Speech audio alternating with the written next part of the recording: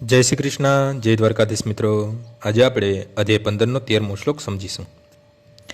ગામાવિશ્ય ચ ભૂતાની ધારયામ્યહ મોજસા પુષ્ણામી ચોષધિહ સર્વાહ સોમો ભૂત્વા રસાત્મક.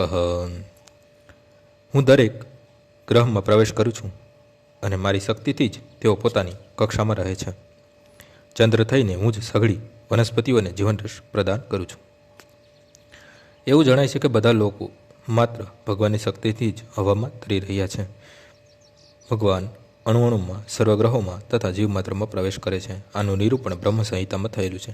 તેમાં કહ્યું છે કે પૂર્ણ પુરુષોત્તમ પરમેશ્વરનો એક અંશ પરમાત્મા સર્વગ્રહોમાં, બ્રહ્માંડમાં, જીવોમાં તથા અણુઅણુમાં પણ પ્રવેશ કરે છે. માટે તેમના પ્રવેશ કરવાથી દરેક વસ્તુઓ સુયોગ્ય રીતે વ્યક્ત થાય છે.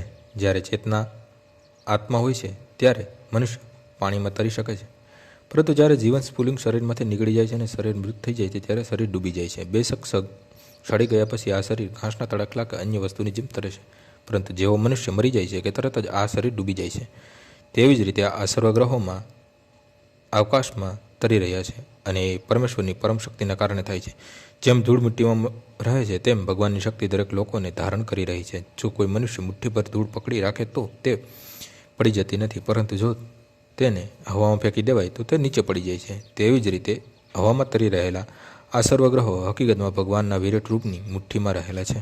તેમના સર્જ તથા શક્તિથી જ તમામ સચરાચર વસ્તુઓ પોતાના સ્થાનમાં સ્થિત રહે છે.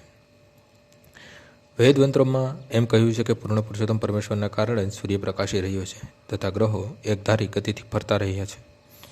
તેમના કારણે આમ થતું ન હોય તો બધા ગ્રહો હવામાં ધૂળની જેમ વેરવિખેર થઈને નાશ પામે.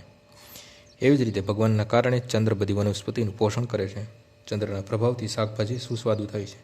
ચંદ્રપ્રકાશ વિના શાકભાજી ન તો વિકસી શકે કે ન તો સ્વાદિષ્ટ થઈ શકે, પરંતુ માનવ સમાજ ભગવાનની કૃપાથી કામ કરે છે, સુખપૂર્વક રહે છે અને ભોજનનું સુખ ભોગવે છે.